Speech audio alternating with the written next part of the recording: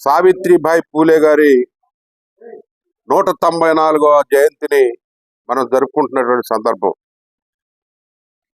మహానుభావురాలు 1831లో జన్మించి 66 సంవత్సరాలు జీవించినటువంటి చరిత్ర.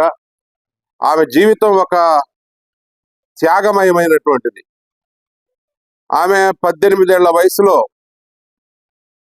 పాఠశాలని స్థాపించి మహిళలకి, అట్టడుగు వర్గాలకి, ఎస్సీ బీసీ వర్గాల్లో ఎవరైతే అట్టడుగునున్నారో వాళ్ళకి స్కూల్స్ స్థాపించి దాదాపు 50 పాఠశాలలో వారి భార్యాభర్తలు జ్యోతిరావు పూలే గాని, మరి అదే సావిత్రిబాయి పూలే గాని, వారు ఆ రోజుల్లో బ్రాహ్మణికల్ వ్యవస్థ, అంటరానితనం, అన్టచబిలిటీ, ఏదైతే సమాజంలో ఉన్నటువంటి అతి శూద్రులు అనేవారు, శూద్రులు అతి శూద్రులు, ఈ శూద్రుల్ని అతిశూద్రుల్ని దూరంగా సమాజానికి ముందు ఉంచి వారి వారి వృత్తులు చేసుకునేటటువంటి వారిని, మరి అదేవిధంగా దుర్మార్గమైన ఆచారాలు, భర్త ఒకవేళ చనిపోతే భార్య తీసుకొచ్చి గుండు కొట్టించి ఆమెని మూల కూర్చోబెట్టి ఆయన బయటికి రాకోకుండా ఆమె వస్తే అరాచకం అని, ఆమె వస్తే ఎదురుపడితే ఏదో అశుభం అని చెప్పి భావించేటటువంటి రోజుల్లో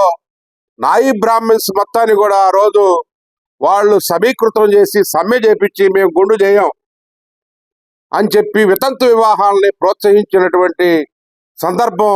ఈ దంపతులిద్దరు కూడా చాలా ఘనత.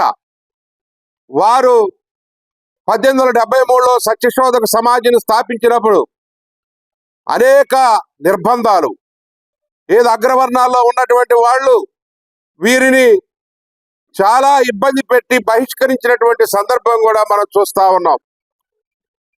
వారి జీవితం మరి ఇప్పటికి దాదాపు మరి గడిచిపోతా ఉంది. 200 ఏళ్ళు దగ్గర అవుతా ఉంది. వాళ్ళ పూలే గారి విషయంలో ఆయన కానీ, సావిత్రిబాయి పూలే కానీ వీరు చేసినటువంటి త్యాగం మహారాష్ట్ర ప్రాంతంలో, అది తెలంగాణ నుంచి మొత్తం కూడా ఆల్ ఇండియా మొత్తం కూడా పాకి ఆయనకి మహాత్మాని జ్యోతిరావు పూలే గారికి మహాత్మాని బిరుదు ముందే ఇచ్చినటువంటి సందర్భం.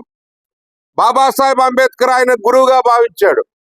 బాబాసాహెబ్ అంబేద్కర్ కాదు, ఈరోజు సామాజిక న్యాయం కోసం సామాజిక విప్లవమూర్తులైనటువంటి జ్యోతిరావు పూలే భారతదేశంలో సామాజిక విప్లవానికి పితగా, father of the social justice అని ఆయనకి పేరు. అదేవిధంగా ఈ యొక్క సమాజంలో ఉన్నటువంటి ఈ అన్టచబిలిటీ ఇప్పటికి కూడా కొనసాగుతున్నటువంటి సందర్భం కొన్ని ఏరియాల్లో మనం చూస్తూ ఉన్నాం. ఇంకా కొన్ని ఏరియాలో ఈ యొక్క డిస్పారిటీస్ ఏవైతున్నాయో, అసమానతలు ఏవైతున్నాయో జరుగుతూ ఉన్నాయి. అదేవిధంగా మూఢ విశ్వాసాలని రూపుమాపడం కోసం, అదేవిధంగా వితంతు వివాహాలను ఆ రోజుల్లోనే ప్రోత్సహించి మహిళా విద్యా వ్యాప్తి, ముఖ్యంగా స్త్రీకి విద్య అవసరం అని, స్త్రీ యొక్క మరి ఏదైతే అభ్యున్నతి ఉందో, స్త్రీ ఇప్పటికి కూడా సమాజంలో స్త్రీని 2వ జాతి పౌరురాలుగా చూస్తున్నటువంటి సందర్భం. 200 ఏళ్ల తర్వాత కూడా జ్యోతిబా పూలే, సావిత్రిబాయి పూలే వాళ్ళు మహిళా సమానత్వం కోసం పోరాడినటువంటిది ఇప్పటికి కూడా నెరవేరలేదు అంటే ఇది చాలా హాస్యాస్పదంగా ఉన్నటువంటి విషయాలు. అందుకనే వారిని ఆదర్శంగా తీసుకోవాల్సిన అవసరం ఉంది. వారి బోధలు, వారు చేసినటువంటి కృషి, వారు చేసిన త్యాగం.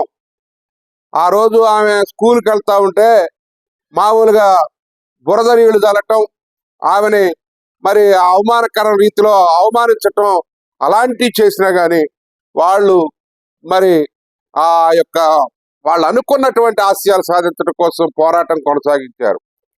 బాగా అట్టడుగునున్నటువంటి వర్గాలు అయితే అతి శూద్రుల ఇళ్లలోకి వెళ్ళి వాళ్ళని పట్టుకొని వాళ్ళు తీసుకొచ్చి సంస్కరించి, అదేవిధంగా వాళ్ళకి విద్యాబోధన చేయటమే కాదు, వాళ్ళని సంస్కరించి దాదాపు వాళ్ళు 2000 మంది పిల్లల్ని ఆ రోజుల్లోనే ఉచితంగా విద్యను అందించేటటువంటి కార్యక్రమం తీసుకున్నారంటే పూణే ప్రాంతంలో వాళ్ళు చేసినటువంటి సంస్కరణలు ఈనాటికి కూడా మనం కొనసాగిస్తా ఉన్నటువంటి సందర్భం మనం చూస్తా ఉన్నాం.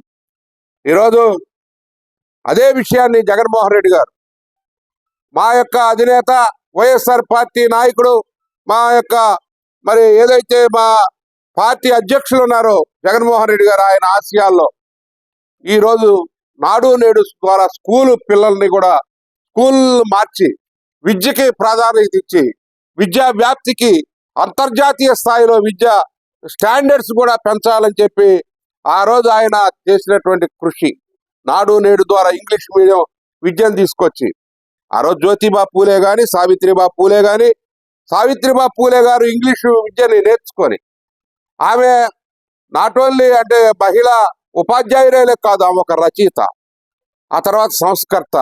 ఆమె స్త్రీల యొక్క అభ్యున్నతి కృషి చేసినటువంటి ఆమెను ఆదర్శంగా తీసుకొని మహిళల యొక్క అభ్యున్నతికి జగన్మోహన్ రెడ్డి గారు విశేషంగా కృషి చేసినటువంటి సందర్భం చూస్తా ఉన్న వైఎస్ఆర్ పార్టీ మహిళా అభ్యుదయానికి కట్టుబడి ఉందని చెప్పి తెలియజేసుకుంటూ, అదేవిధంగా విద్యా వ్యాప్తిని ప్రోత్సహించాలి.